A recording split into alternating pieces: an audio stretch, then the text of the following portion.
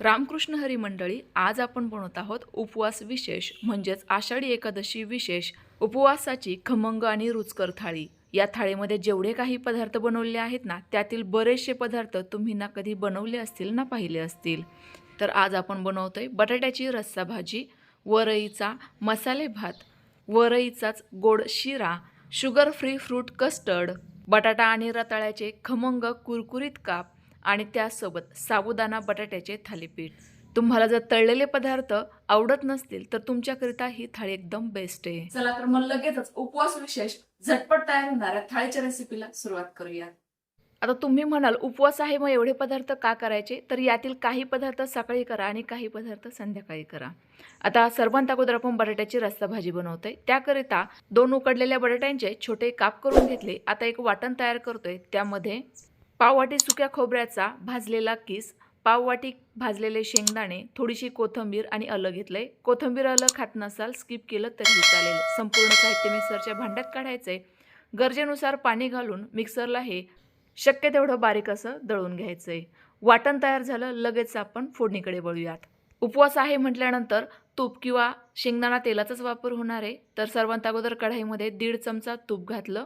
या भाजीमध्ये तेलात तुपाचा कमी वापर केला तरीही चालणार आहे। पुढे त्याचं कारण सांगते। तूप गरम झालं की लगेचच पाव चमचा जिरे आणि पोड फाडलेल्या 2 हिरव्या मिरच्या घालायच्या। नेहमीप्रमाणेच जिरे खात नसाल स्किप करू शकता। अर्धा चमचा लाल तिखट घालायचं आणि लगेचच तयार करून घेतलेलं हे वाटण घालायचं।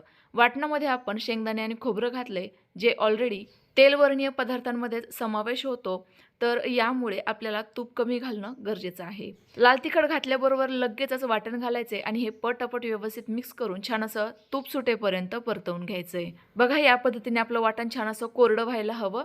आता याच वेळेला हे उकडून घेतलेले बटाटे घालूयात। या ठिकाणी तुम्ही कच्च्या बटाट्यांचाही समावेश करू शकता आणि बटाट्यांऐवजी रताळे देखील घालू शकता। रताळ्याची भाजी देखील खूप भारी होते। गेल्या वर्षी मी तीच भाजी दाखवली असल्यामुळे यावर्षी बटाट्याची भाजी केली आहे। व्यवस्थित मिक्स केल्यानंतर लगेचच यामध्ये कोमट पाणी घालायचं, जे मी मिक्सरच्या भांड्यात घातलं होतं। यामुळे भांड्याला लागलेलं वाटण देखील वाया गेलं नाही। या भाजीचा रस्सा ना तुम्ही तुमच्या गरजेनुसार कमी अधिक ठेवू शकता। व्यवस्थित मिक्स करून घेऊयात। तर बघा, या ठिकाणी मी रश्श्याची कन्सिस्टन्सी इतपत घट्टसर ठेवली आहे। जास्त पाणी घालण्याची गरज नाहीये, कारण बटाटे अगोदरच उकडून घेतलेले आहेत। भाजीला एक खळखळून छान उकळी काढल्यानंतर लगेचच बारीक चिरलेली कोथिंबीर घालायची। बघा, काय मस्त अशी तर्रीबाज खमंग आणि चटपटीत चवीची आपली बटाट्याची रस्सा भाजी तयार झाली आहे। कोणत्याही प्रकारचे जास्तीचे मसाले नसल्यामुळे ही नक्कीच सात्विक आहे। साईडला ठेवून देऊयात। लगेच आता भगरीचा मसाले भात बनवूयात। त्याकरिता 1 वाटी भगर घेतली आहे, ही लगेच स्वच्छ धुवून साईडला ठेवूयात। यासोबत कच्चे शेंगदाणे, रताळ्याचे काप, बटाट्याचे काप आणि एक छोटंसं वाटण घेतलंय। लगेचच फोडणीकडे वळूयात। त्याकरिता कढई गॅसवर ठेवली। यामध्ये शेंगदाणा तेलाचा वापर करतेय। 1 पळी घातलंय। तेल गरम झालं, लगेचच अर्धा चमचा जिरे आणि हे वाटण घातलं। तर वाटणामध्ये ना शेंगदाणे आणि हिरव्या मिरच्या मिक्सरला जाडसर फिरवून घेतलेले आहे, अजिबात पाणी न घालता। सेम वाटण आपल्याला पुन्हा एकदा वापरायचे, त्यामुळे थोडंसं एक्स्ट्राच तयार करून ठेवा।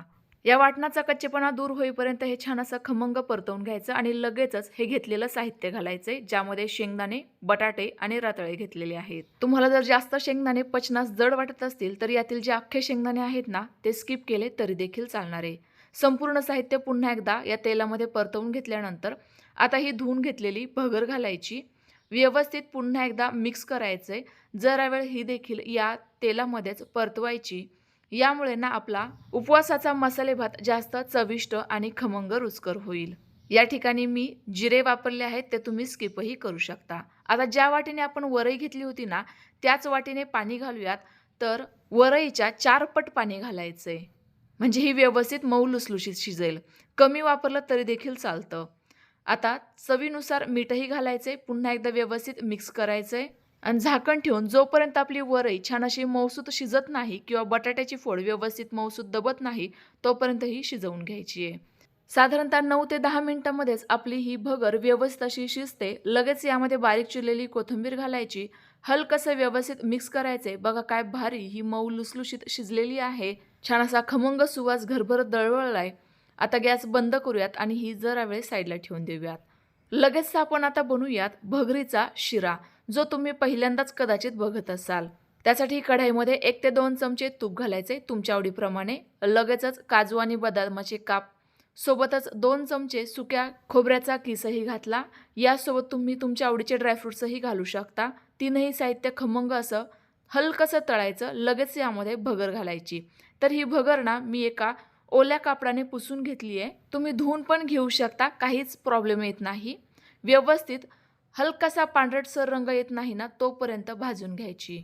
अशा पद्धतीने भाजल्यामुळे आपली भगर जी आहे ती खूप छान अशी फुलते आणि शिरा देखील जास्त चविष्ट लागतो. आता ज्या कपाने मी भगर घेतली होती त्याच कपाने पाणी किंवा दूध मोजून घालूयात. तर 1 कप दूध घातलंय आणि 1.5 कप पाणी घालतीये. पूर्णतः दूध किंवा पूर्णतः पाणी देखील वापरू शकता. व्यवस्थित मिक्स करून देऊयात आणि अजिबात साखर न घालता सुरुवातीला हे असंच शिजवून घेऊयात. कारण आत्ताच जर आपण साखर घातली तर वरही व्यवस्थित मऊसूत शिजणार नाही. त्यामुळे यावर झाकण ठेवते आणि कमी गॅसवर शिजवून घेते. तर बघा साधारणतः 7 ते 8 मिनिटातच आपली ही वरई छान अशी शिजलेली आहे. बघा काय मस्त अशी मोकळी सुटसुटीत दिसतीये. बोटांवर दाबली की छान मऊसूत दबली जाते, यावरून ते लक्षात येतंयच. आता तुम्ही म्हणाल वरईच्या भातामध्ये तू पाणी जास्त घातलं, इथे कमी घातलं. तर बघा आपल्याला जो शिरा आहे ना तो मोकळा सुटसुटीत बनवायचा होता त्यामुळे. लगेचच साखरही घातली. तर वरईच्या निम्म्या प्रमाणामध्ये म्हणजेच अर्धाच कप साखर घातली आहे. साखरेऐवजी गुळही वापरू शकता. व्यवस्थित मिक्स करूयात आणि आपला शिरा जास्त चविष्ट होण्याकरिता थोडीशी इलायची पूड घालूयात. पुन्हा एकदा हलकसं व्यवस्थित मिक्स करून लगेचच यावर झाकण ठेवून फक्त अर्ध्या मिनिटाची वाफ काढून घ्यायची एकदम कमी गॅसवर, म्हणजे साखर व्यवस्थित विरघळेल. हलकीशी वाफ काढल्यानंतर आपला या ठिकाणी रुचकर चवीचा शिरा तयार झालेला आहे. तयार झालेला शिरा ना तुम्ही 6 महिन्यांच्या वरील बाळाला देखील बनवून देऊ शकता. खूपच मस्त चवीचा तयार होतो. आता हा देखील जरा वेळ साईडला ठेवून देऊ आणि लगेचच फ्रूट कस्टर्ड बनवायला घेऊ. त्याकरिता पुन्हा एकदा कढाईमध्ये 1 चमचा साजूक तूप घातलं. तूप गरम झालं की लगेचच पाव कप भिजवलेला साबुदाणा घालायचा आहे. हा तुपामध्ये छान असा हलकासा फ्राय करून घ्यायचा. यामुळे तो एकमेकांना चिकटणार नाही आणि चवीला देखील जास्त छान लागेल. हलकासा फ्राय झाल्यानंतर लगेच यामध्ये दूध घालायचे. तर साधारणतः अर्धा ते पाऊण लिटर दूध मी या ठिकाणी वापरणार आहे. एवढ्या प्रमाणामध्ये 5 वाटी फ्रूट कस्टर्ड तयार होतं. अर्ध्या तासापूर्वी दुधामध्ये थोड्याशा केसर काड्या भिजत ठेवल्या होत्या. तर ते केसर दूधही यामध्ये घातलं. यामुळे फ्लेवर आणि रंग छान येईल. नसेल तर स्किपही करू शकता. आता हे दूध हलकंसं घट्टसर होत नाही ना तोपर्यंत साधारणतः 3 ते 4 वेळेला खळखळून उकळी काढून घ्यायची. तर बघा शिऱ्यामध्ये मी अगोदरच साखर वापरली असल्यामुळे या फ्रूट कस्टर्डमध्ये साखर वापरत नाहीये. पण जर तुम्हाला गरज वाटली तर तुम्ही घालू शकता. काही वेळानंतर बघा आपलं दूध बऱ्यापैकी आटलेलं आहे आणि जो साबुदाणा होता ना तो देखील पूर्णतः ट्रान्सपरंट दिसायला लागलाय. आता सर्वात शेवटी यामध्ये थोडीशी इलायची पूड घालायची. हलकंसं व्यवस्थित मिक्स करायचंय. गॅस बंद करून हे मिश्रण आपल्याला पूर्णतः थंड करून घ्यायचंय. तर बघा काही वेळानंतर आपलं हे मिश्रण व्यवस्थित असं थंड झालेलं आहे. हे मी फ्रीजमध्ये ठेवलं होतं त्यामुळे जास्तच थंड झालंय. लगेच यामध्ये आवडीच्या फळांचे छोटे-छोटेसे काप घालायचे. ज्यामध्ये मला फक्त सफरचंद, डाळिंब आणि खजूरच भेटलंय. कारण या दिवसांमध्ये ना जास्तीचे काही फळं नसतात. यामध्ये तुम्ही केळी देखील घालू शकता. आता हे व्यवस्थित मिक्स करून घेऊयात आणि पुन्हा एकदा हे फ्रीजमध्येच ठेवूयात. ज्यामुळे ते अजून थोडंसं घट्टसर होईल आणि जास्तच क्रीमी मलाईदार थंडगार चविष्ट लागेल. आता मी बनवणार आहे रताळ्याचे आणि बटाट्याचे काप. यासोबत तुम्ही कच्ची केळी देखील वापरू शकता. कच्च्या केळीचे देखील काप खूपच भारी होतात. पण मला ती मिळाली नाही ना म्हणूनच मी याचे म्हणजेच रताळ्याचे आणि बटाट्याचेच काप बनवतीये. तर बघा रताळा व्यवस्थित स्वच्छ धुवून घ्यायचे. त्याची मी साल काढलेली नाहीये. साली सगटच वापरतीये. कारण सालीमध्ये ना अँटीऑक्सिडंट खूप जास्त प्रमाणामध्ये असतं. रताळ्याचे उभे पातळ काप झाल्यानंतर लगेच बटाटा देखील चिरून घेतीये. तर हे दोनही काप झाल्याबरोबर लगेचच बनवायला घ्यायचे आहेत. नाहीतर मग हे काळे पडतात. आता यावर चवीनुसार मीठ आणि गरजेनुसार लाल तिखट घालायचे. हे व्यवस्थित या कापांना चोळून घ्यायचं. यामुळे चवही छान येईल आणि आपण जे कोटिंग वापरणार आहोत ना ते देखील याला व्यवस्थित असं चिकटून बसेल. कारण या कापांना मिठामुळे फार पटकन पाणी सुटायला लागतं. लगेच आता एका साईडला थोडंसं मिक्सरवरच भगर दळून घेतलेली होती. त्याचं पीठ घेतलंय. जाडसरच राहिलं तरी देखील चालतं. यामध्ये देखील चिमूटभर मीठ आणि चिमूटभर लाल तिखट घालायचं. यामुळे स्वाद छान येतो. व्यवस्थित मिक्स करून लगेचच काप बनवायला घ्यायचे. आता यासाठी तुम्ही कोणत्याही प्रकारचा तवा वापरू शकता. नॉनस्टिकच घ्यायची काही गरज नाहीये. आता यावर गरजेनुसार तेल घालायचे. साधारणतः 3 पळी तेल घातलं. तुम्हाला जर तेल वापरायचं नसेल तर नॉनस्टिकचा पॅन वापरला तरी देखील चालेल. आता आपले हे काप या भगरीच्या पिठामध्ये छान असे घोळवून घ्यायचे. भगर व्यवस्थित त्याला चिकटली पाहिजे. लगेचच तयार झालेला काप या तेलावर म्हणजेच तव्यावर ठेवायचा आणि एकदम मंद गॅसवर ना खमंग खरपूस दोनही साईडने अलटपलट करून हा भाजून घ्यायचा. खूप छान हे आपले चटपटीत चवेचे कुरकुरीत काप तयार होतात, जे अजिबात न तळता आपण वेफर्स म्हणून देखील खाऊ शकतो. तुम्ही जर कच्ची केळी घेतलेली असेल तर तिचे देखील काप सेमच पद्धतीने करायचे आहे. सेमच साहित्य, सेमच प्रमाण ठेवायचे. दोनही साईडने काप भाजून घेतल्यानंतर आपले या ठिकाणी चटपटीत चवीचे काप तयार झाले. लगेच आता थालीपीठ बनवायला घेऊयात. तर थालीपीठांकरिता 1 कप साबुदाणा मी रात्रीच भिजवून घेतलेला होता. छान असा मोकळा सुटसुटीत भिजलेला आहे. आता यामध्ये 1 बटाटा आणि 1 रताळं मी किसून घालतीये. हे किसतीये तोपर्यंत साबुदाणा कसा भिजवायचा हे झटपट सांगते. तर बघा, साबुदाणा हलक्या हाताने व्यवस्थित धुवायचा. नंतर साबुदाणा बुडेल इतकंच यामध्ये पाणी घालायचंय. जास्त पाणी वापरू नका. रात्रभराकरिता भिजण्यासाठी झाकून साईडला ठेवून द्या. रताळे आणि बटाटे किसून घेतल्यानंतर लगेचच मगाशी जे शिल्लक ठेवलेलं वाटण होतं ना ते घालायचंय. मिरची आणि शेंगदाण्याचं. चवीनुसार मीठही घालायचं आणि अजिबात पाणी न घालता जोपर्यंत हे छान असं एकजीव होत नाही ना तोपर्यंत मळून घ्यायचं.